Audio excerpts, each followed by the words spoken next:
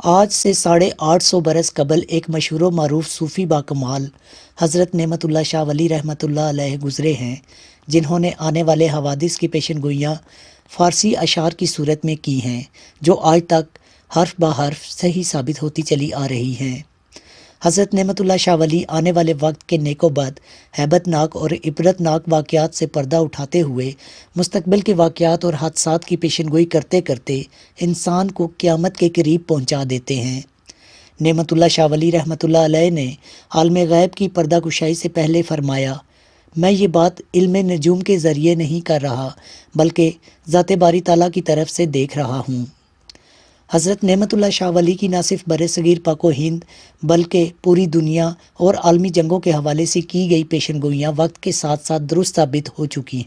آپ نے بر صغیر میں اپنے بعد آنے والے بادشاہوں کے نام تک ترتیب وار بیان کر ڈالے، یہاں تک کہ بر صغیر پر انگریزوں کے قبضے اور یہاں پر اقتدار کی مدت، پہلی دوسری جنگ عظیم، بر صغیر کی 2 حصوں میں تقسیم سمیت دیگر کئی واقعات کی قبل از وقت پیشن گوئی کی، جو مقررہ وقت پر درست ثابت ہوئیں۔ ہندوستان کے انگریز وائس رائے لارڈ کرزن نے حضرت نعمت اللہ شاہ ولی رحمۃ اللہ علیہ کی پیشن گوئیوں پر مبنی کتاب کو قانوناً ممنوع قرار دے کر اس پر پابندی عائد کر دی تھی، کیونکہ حضرت نعمت اللہ شاہ ولی رحمۃ اللہ علیہ کی ایک پیشن گوئی یہ بھی تھی کہ عیسائی تمام ملک ہندوستان پر قبضہ کر لیں گے، 100 سال تک ان کا حکم ہندوستان پر چلتا رہے گا، اور جب اہل ہند پر ظلم اور عداوت کی زیادتی ہو جائے گی تو عیسائیوں کی طرف سے دین اور مذہب کو بہت نقصان پہنچے گا۔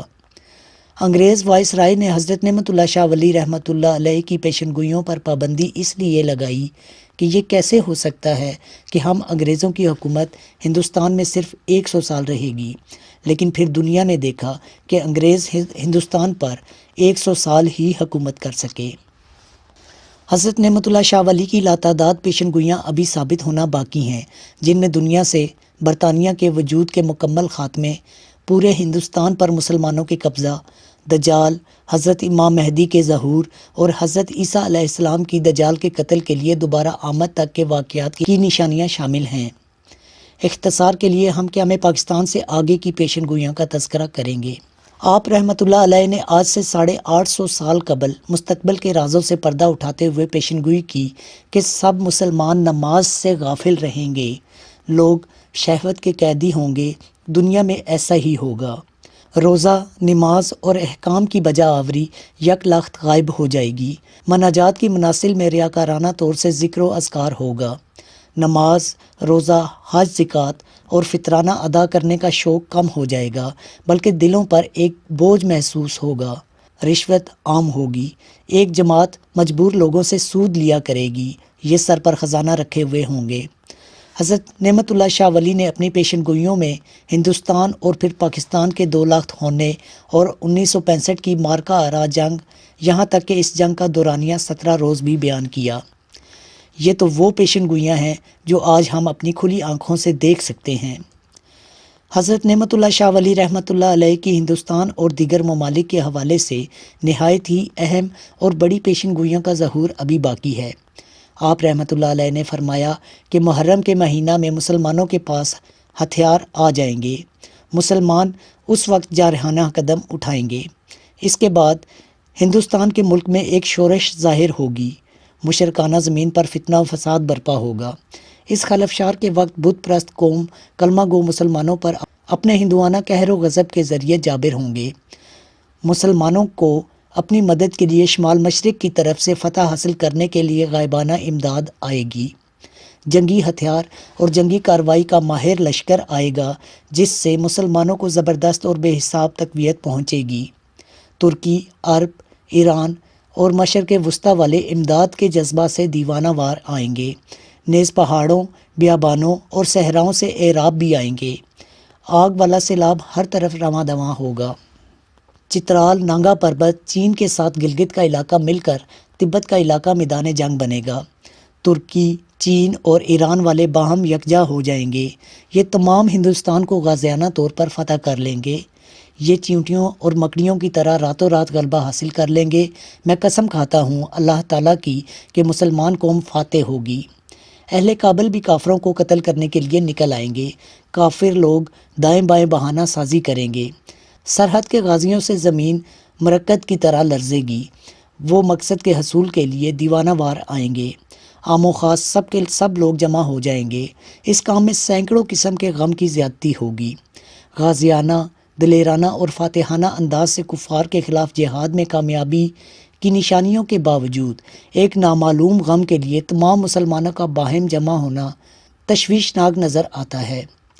نعمت اللہ شاہ ولی رحمۃ اللہ علیہ نے پھر فرمایا کہ فریضہ حج کے بعد اور عید الفطر کی نماز سے پہلے ہاتھ سے نکلے ہوئے علاقہ کو حاصل کر لیں گے جو انہوں نے غاصبانہ ضبط کیا ہوا تھا۔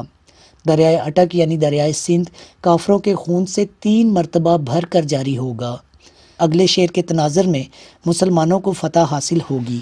آپ رحمۃ اللہ علیہ نے پھر فرمایا کہ پنجاب، شہر لاہور، ملک کشمیر نصرت شدہ، دریائے گنگا اور جمنا کا علاقہ اور بجنور پر مسلمان غالبانہ قبضہ کر لیں گے۔ یہ لڑائی 6 ماہ تک انسانوں کے بیچ چلتی رہے گی۔ مسلمان اللہ کے فضل سے فاتح ہوں گے۔ تمام ہندوستان ہندوؤں کی عملداری سے پاک ہو جائے گا۔ پھر فرمایا قیامت کے زلزلوں کی مثل ایک زلزلہ آئے گا اور وہ زلزلہ ہندوستان اور سندھ میں قہر بن کر نمودار ہوگا۔ ہندوستان کی طرح مغرب یعنی یورپ کی تقدیر بھی خراب ہو جائے گی اور تیسری جنگ عظیم شروع ہو جائے گی۔